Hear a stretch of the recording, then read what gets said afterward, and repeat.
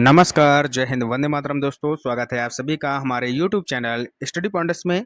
तो UP police री exam जो आपका होना था 23 अगस्त का पेपर आपका कंप्लीट हो चुका है और सेकंड शिफ्ट में कौन कौन से क्वेश्चन आपके पूछे गए उनको लेकर यहाँ पर हम आ चुके हैं और कौन से टॉपिक आपके मोस्ट इम्पॉर्टेंट हैं जो कल के एग्ज़ाम में आपको देखने को मिल सकते हैं और कल यहाँ पर कौन कौन से क्वेश्चन पूछे जाने हैं वो यहाँ पर हम आपको बताने वाले हैं। तो वीडियो बहुत ही इंपॉर्टेंट होने वाला है। वीडियो को सबसे पहले आप लोग कर दीजिएगा लाइक और शेयर। चैनल से पहली बार जुड़े हैं तो चैनल को सब्सक्राइब कर लीजिएगा, बेल आइकॉन को प्रेस कर लीजिएगा जिससे कि आने वाली वीडियो का नोटिफिकेशन आपको समय से मिल सके। तो चलिए शुरू करते हैं। तो सबसे पहला यहाँ पर क्वेश्चन आपसे पूछा गया कि लोकसभा विपक्ष का नेता वर्तमान में कौन है। तो मल्लिकार्जुन खड़गे यहाँ पर इसके जो हैं विपक्ष के नेता थे पहले, और अगर हम वर्तमान में बात करें तो वर्तमान में राहुल गांधी जी जो है विपक्ष के नेता हैं। ठीक है, समझ में आ गया। अगला क्वेश्चन आपसे पूछा गया कि तुगलक नामक जो पुस्तक है ये किसके द्वारा लिखित है। तो अमीर खुसरो। नेक्स्ट क्वेश्चन आपसे पूछा गया कि जीएसटी का संबंध यानी कि जो जीएसटी है ये किस प्रकार का टैक्स है।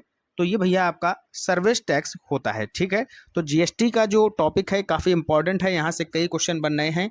आपको जीएसटी का टॉपिक बहुत ही अच्छे से पढ़कर जाना है। अगला क्वेश्चन पूछा गया कि प्रकाश वाला त्यौहार कौन सा होता है। तो सभी को पता होगा दिवाली होता है, बिल्कुल बच्चों वाला क्वेश्चन था ये। नेक्स्ट क्वेश्चन आपसे पूछा गया कि दूध पर जो जीएसटी है वो कितने परसेंट यहाँ पर घटाई गई है। तो ये जो है 18% से घटाकर इसको 12% कर दिया गया है। ठीक है, तो एक और यहाँ पर क्वेश्चन देखने को मिला जीएसटी से, यानी कि जो जीएसटी है ये काफ़ी इंपॉर्टेंट है आपके एग्जाम के लिए।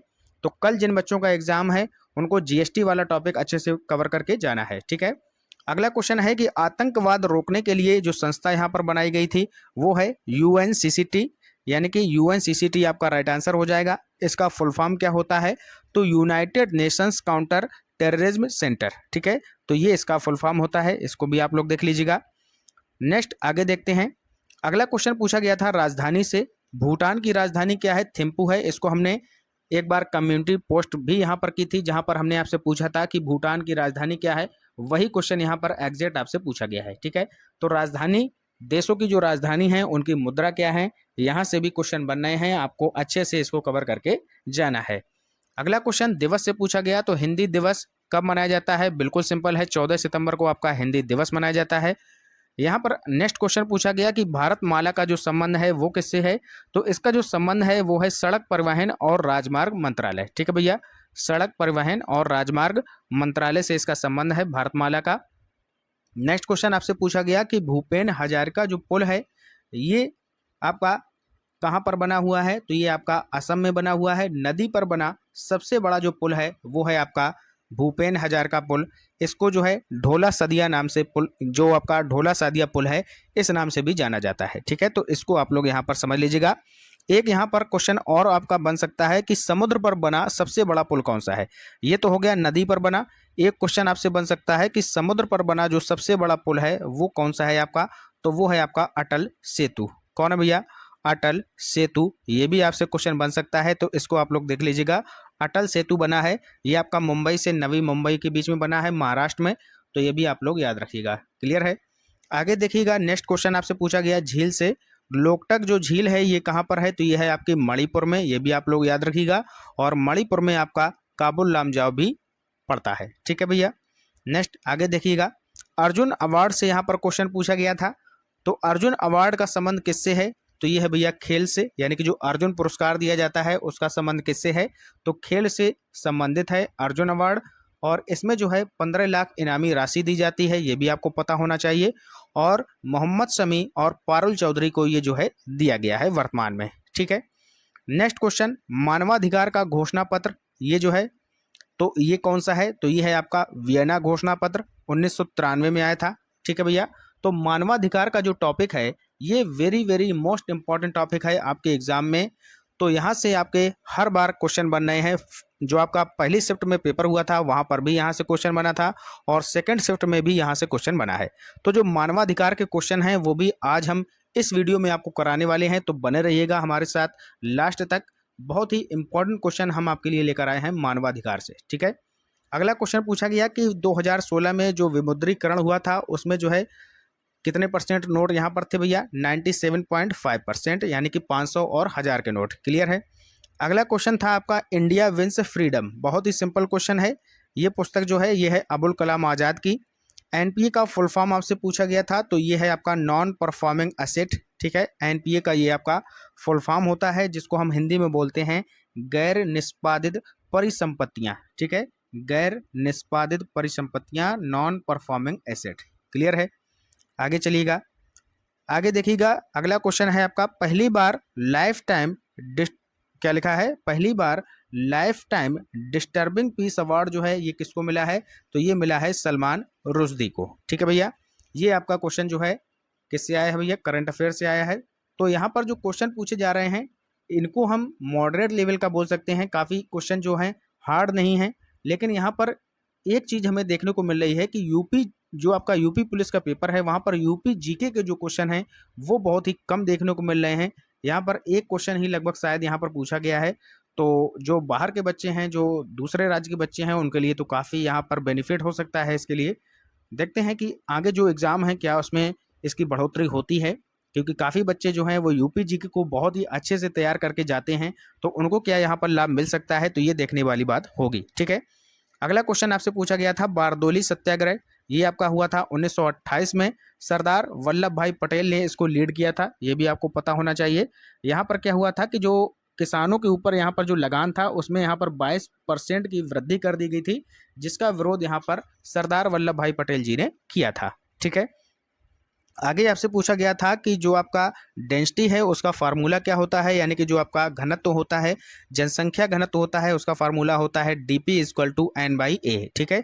यानी कि जनसंख्या घनत्व की गणना करने का जो सूत्र होता है वो DP equal to N by A होता है। यहाँ पर डीपी क्या है, ये होता है जनसंख्या का घनत्व, और एन जो है वो लोगों की संख्या के रूप में, यानी कि जो एन है ये है आपकी कुल जनसंख्या जो एन होता है, और जो ए होता है वो है जनसंख्या द्वारा कवर किया गया क्षेत्र, यानी कि क्षेत्रफल, ठीक है। तो 1 वर्ग किलोमीटर में जो क्षेत्रफल होता है वो यानी कि कुल जनसंख्या बटे आपकी जो भूमि है, इसको अगर हम कर देंगे तो हमें जनसंख्या घनत्व निकल आएगा, ठीक है। समझ में आ गया। आगे चलिएगा, आपसे पूछा गया था अगला क्वेश्चन, न्यूनतम लिंगानुपात वाला राज्य कौन सा है, तो वो है हरियाणा। अगर अधिकतम पूछता तो वो हो जाता आपका केरल, ठीक है। अधिकतम में हो जाता केरल और न्यूनतम में है आपका हरियाणा। नेक्स्ट आपसे पूछा गया शेरा नृत्य, जो कि यूपी जीके से यहाँ पर पूछा गया था, तो ये है ललितपुर, और यहाँ पर कासगंज भी हो जाएगा। लेकिन जो आपका एक बार एग्जाम हुआ था यूपी पुलिस का ही, वहाँ पर क्वेश्चन पूछा गया था, तो उसमें आपका जो सही आंसर दिया गया था वो दिया गया था ललितपुर, ठीक है। तो शेरा नृत्य आपका संबंधित हो गया ललितपुर से। क्लियर है। अब चलते हैं कि आपको जो आने वाले एग्जाम हैं यूपी पुलिस के, कल आपका शायद एग्जाम है, तो इसमें आपको क्या पढ़कर जाना है, यानी कि मोस्ट इंपॉर्टेंट टॉपिक आपके लिए कौन से हैं, ठीक है। तो यहाँ पर हमने मोस्ट इंपॉर्टेंट टॉपिक आपके लिए लिख दिए हैं। सबसे पहले है आपका मानवाधिकार, ठीक है। एनएचआरसी से आपको क्वेश्चन देखने को मिल रहे हैं, इसको आप लोग कवर करके जाइएगा। अगला है आपका विमुद्रीकरण, यहाँ से भी क्वेश्चन आ रहे हैं। जीएसटी से आज यहाँ पर सेकंड शिफ्ट में 2 क्वेश्चन देखने को मिले हैं। जनसंख्या से भी यहाँ पर आपके क्वेश्चन आने लगे हैं, जैसे कि अभी हमने देखा लिंगानुपात वाला आया था, जनसंख्या घनत्व वाला आया था, ठीक है। तो इसको कवर करके जाइएगा। साइबर क्राइम से भी क्वेश्चन देखने को मिल रहे हैं, तो इसको भी देख कर जाइएगा, ठीक है।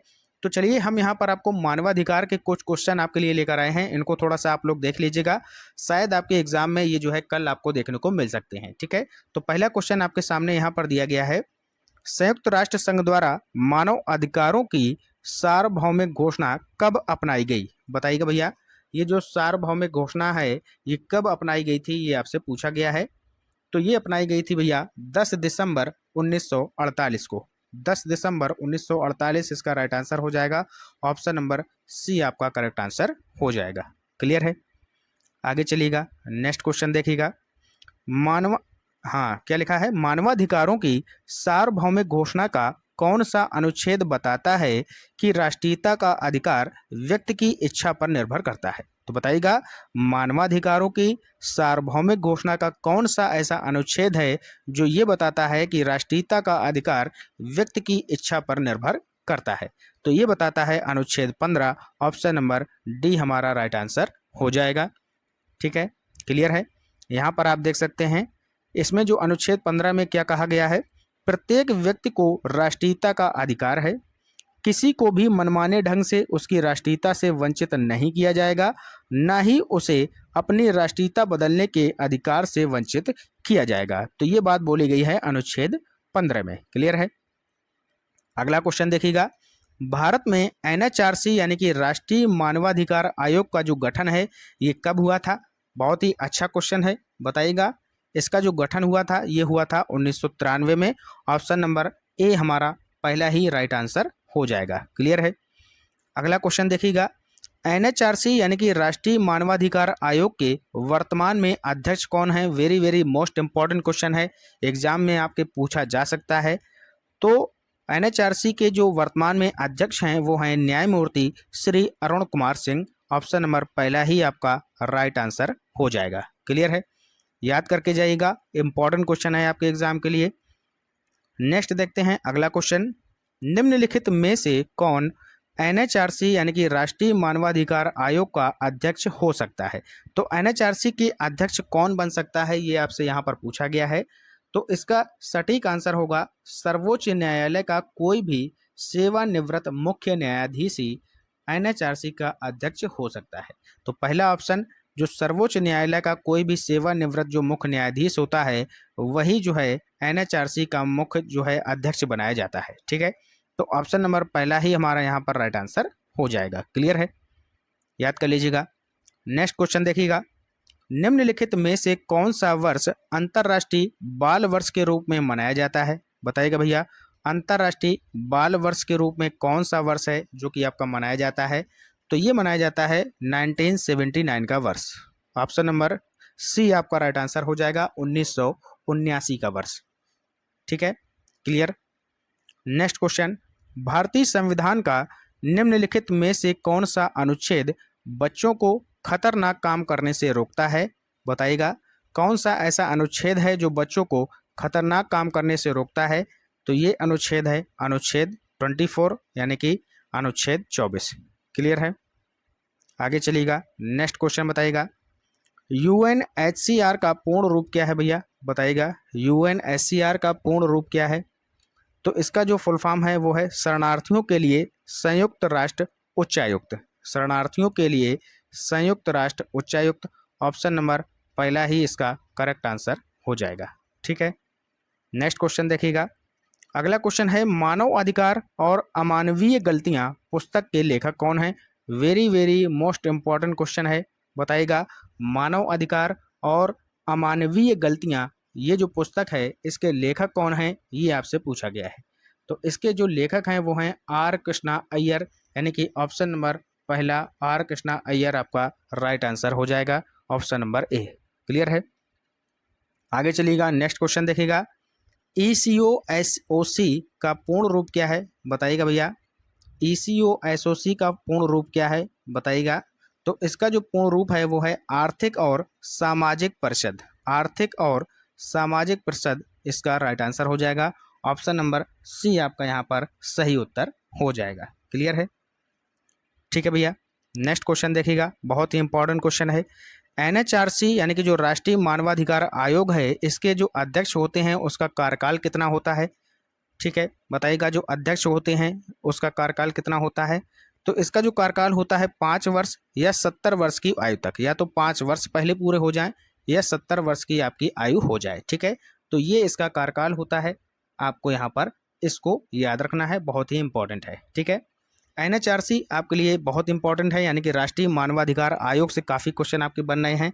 एनएचआरसी का सिद्धांत आपसे पूछा जा सकता है, एनएचआरसी का सिद्धांत क्या है ये भी यहाँ पर क्वेश्चन बन सकता है। तो इसका जो सिद्धांत है वो है सर्वे भवन्तु सुखना। सर्वे भवन्तु सुखना, सर्वे भवन्तु सुखिना।